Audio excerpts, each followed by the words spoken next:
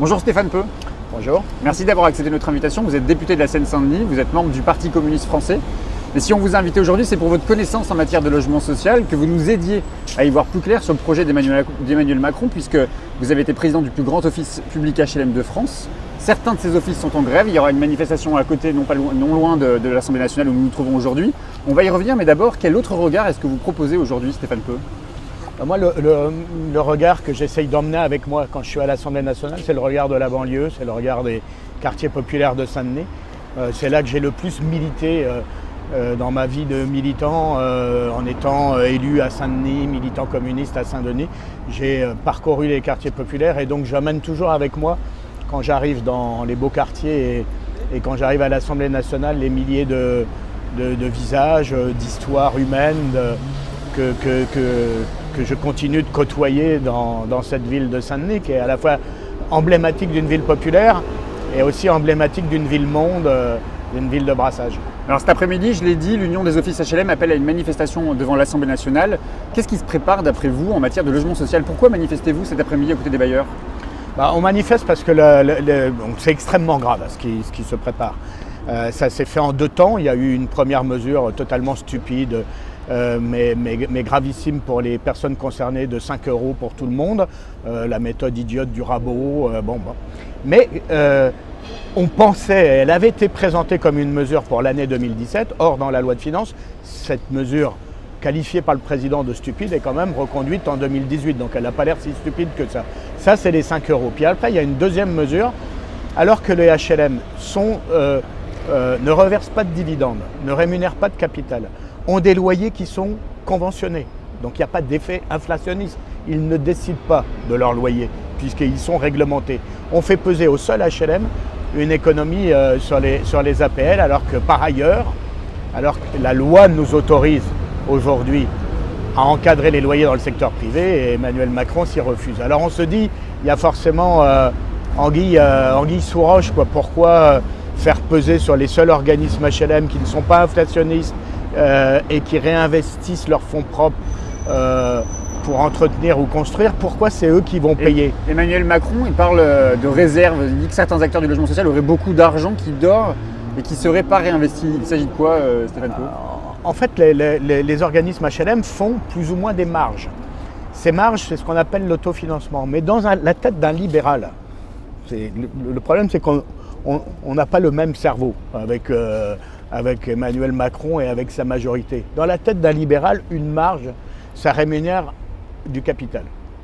Ça rémunère des actionnaires. Et un organisme qui fait des marges et qui ne rémunère pas de capital, ça échappe à leur logiciel. Et ce qu'il faut qu'ils comprennent, moi j'ai présidé un organisme, on faisait 10 millions d'euros environ de ce qu'on appelle de marge, nous ce qu'on appelle de l'autofinancement, peu importe les termes. Ces 10 millions étaient chaque année réinvestis pour entretenir, réparer, construire de nouveaux logements. Donc cet argent, il ne dort pas, il est réinvesti bien sûr, dans le logement social. Non seulement il est réinvesti, mais la mesure qui est proposée dans la loi de finances, elle va amputer les organismes HLM à l'échelle de la France de 1,7 milliard, avec l'effet de levier de l'emprunt que l'on peut... C'est 12 milliards d'euros, mais ces 12 milliards d'euros, non seulement c'est injuste socialement, parce que ça va condamner les organismes HLM à être asphyxiés, à ne pas pouvoir entretenir le patrimoine, mais derrière les organismes, c'est des habitants, c'est des locataires. Donc les locataires, ils vont perdre du pouvoir d'achat, ils vont voir leur cadre de vie se détériorer. On va revenir sur les locataires, mais juste sur une étude de l'Union des HLM justement qui prévoit qu'avec la baisse des loyers qui est proposée par Emmanuel Macron, 80 offices pourraient être amenés à déposer le bilan cette année, 120 à 200 dès l'année prochaine. Qui va en tirer le bénéfice? Ce sont les bailleurs privés? Ouais, très franchement, je pense que pour le gouvernement, il y a une cohérence dans ce plan. Il y a aujourd'hui 700 organismes HLM en France. Il y a 4,5 millions de logements, ça loge 11 millions de Français, donc c'est considérable. Ces organismes se sont réformés. Et je pense que le gouvernement veut faire 2-3 groupes. 2-3 grands groupes nationaux qui fassent disparaître ces organismes. Ça ne fait pas gagner un centime d'euro, mais ça permet d'écarter les corps intermédiaires, d'écarter les élus, d'écarter le paritarisme, puisqu'il y a une partie de ces organismes HLM qui sont gérés par les syndicats de salariés et les syndicats patronaux. Donc en fait, Macron a une conception de la République qui est on dirige une République à un pays comme la France comme on dirige une entreprise ou une start-up. Voilà. Donc je ne veux pas de corps intermédiaire, je ne veux pas discuter ou être obligé à la concertation et je veux avoir la main sur 3-4 personnes qui ne échappent à tout contrôle démocratique. Donc en fait, on voit ça avec les ordonnances, on voit ça avec toute une série de méthodes de gouvernance, comme on dit aujourd'hui, et sur les HLM, c'est ça. Qu'est-ce que c'est que ces 700 organismes où il y a plein d'élus, il y a plein de syndicalistes, il y a plein de représentants de telle ou telle branche industrielle, 3-4 groupes, des énarques à la tête de ces groupes, je les aurai sous la main, ils seront sous le contrôle de Bercy et les choses iront Stéphane mieux. Pour le moment, les bailleurs publics et les bailleurs privés sont visiblement unis dans cette mobilisation. C'est une union fragile quand même, non? Elle peut résister à la tentation de vouloir absorber les bailleurs publics? Je ne pense pas que ce soit une union fragile parce que il y a beaucoup de... Si vous voulez, il y a en ce moment un vase qui est en train de se remplir. On ne sait pas quelle sera la goutte qui le fera déborder, mais en tout cas, que ce soit sur les politiques de la ville, que ce soit sur les dotations communes, que ce soit sur les organismes HLM, que ce soit sur les ordonnances travail, que ce soit sur toute une série de sujets, vous avez toute une structure sociale de notre pays qui est actuellement humiliée, remise en cause et abaissée dans ses fonctions.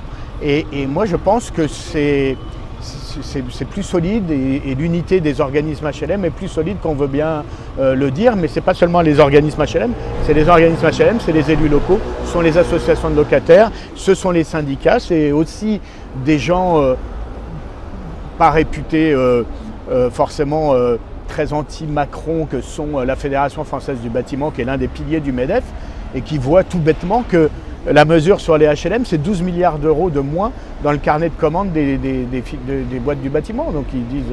Il cherche quoi, à votre avis, Emmanuel Macron? Il vise l'affrontement avec les offices, puisqu'on l'a vu lors de son interview avec TF1.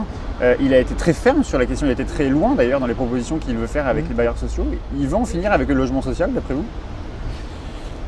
En tout cas, il veut, aussi loin que je regarde dans l'histoire de l'Europe sur les grandes réformes qui ont eu lieu dans le domaine du logement, la seule comparaison qu'on puisse trouver, c'est la grande réforme qu'avait faite Margaret Thatcher au milieu des années 80. C'est-à-dire, ça reposait sur 3 choses. 1, dans toutes les régions qui sont en récession démographique et économique. En Angleterre, c'était l'Écosse, toutes les régions de Liverpool, les régions minières.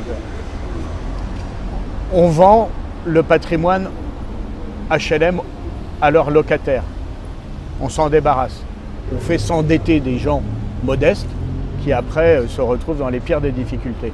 Et pour le reste, on brade le parc HLM à des grands groupes privés. Ça a été un modèle qui a été sur le plan social catastrophique, sur le plan économique aussi. Je rappelle quand même qu'il y a plein d'élections en Angleterre qui se sont faites depuis le début des années 90 sur cette question majeure du logement. La dernière en date étant la victoire à Londres, qui s'est faite du maire de Londres, qui s'est faite sur les questions immobilières, comme celle de Madrid, comme celle de Barcelone, comme celle de Rome, qui n'a pas été une victoire, qui a été une défaite. C'est-à-dire qu'aujourd'hui, la question immobilière et du logement, partout est prédominante, notamment dans les grandes métropoles.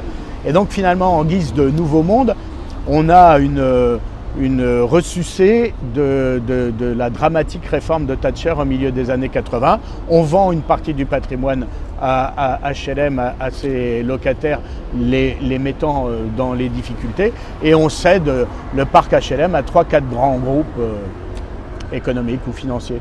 Hier, je recevais Karine Petit, elle est maire du 14e arrondissement de Paris. Elle a quitté le PS ce samedi pour rejoindre le mouvement de Benoît Hamon. Elle vous a posé une question.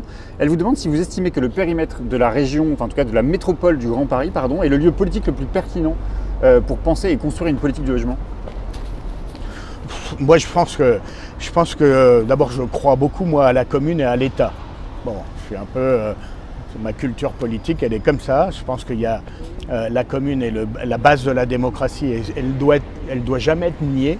Et or, des fois, dans les projets qu'il y a à l'échelle de la métropole ou à l'échelle de la région, il y a une tentative de négation de la commune, ce qui me paraît toujours dangereux. Après, ce qui est sûr, c'est que la métropole est une réalité au sens de l'ère urbaine. C'est un fait. On travaille, on vit, on se cultive à une échelle. Alors en province, ça peut être des bassins de vie autour des villes moyennes de province ou des régions. En Île-de-France, c'est l'échelle de la métropole. Donc le fait que ce soit un fait urbain, une réalité de notre vie quotidienne, n'en fait pas pour autant une pertinence administrative. Donc on peut penser l'habitat et l'économie à cette échelle, ou les transports.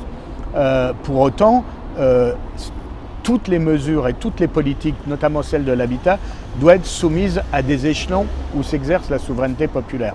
Or aujourd'hui, ni dans les agglomérations, ni à l'échelle de la métropole ne s'exerce la souveraineté populaire. Donc attention à ce qu'une réalité urbaine ne devienne pas très facilement une réalité politique sans contrôle. Ça peut être aussi un moyen de technocratiser le sujet. Une dernière question, Stéphane Peu, on va rêver un peu. À l'espace d'un instant, je vous nomme ministre du Logement.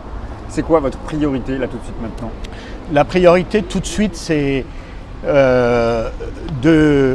trois choses. Un, il faut faire jouer un autre rôle à la Caisse de dépôt. Moi je pense qu'on peut construire des logements moins chers et en plus grand nombre sans pour autant dégrader considérablement les finances publiques, notamment en redonnant à la Caisse des dépôts, qui est une banque publique que beaucoup d'États nous envient, que nous avons en France, que nous devons conforter, qui est adossée à l'épargne populaire et qui peut prêter et renouer avec une économie de long terme. Si on emprunte non plus sur 40 ans, mais sur 60 ou 70 ans, comme on le faisait il y a quelques années, à l'époque de l'appel de l'abbé Pierre et autres, il faut renouer avec une économie de long terme et on peut produire beaucoup plus et moins cher.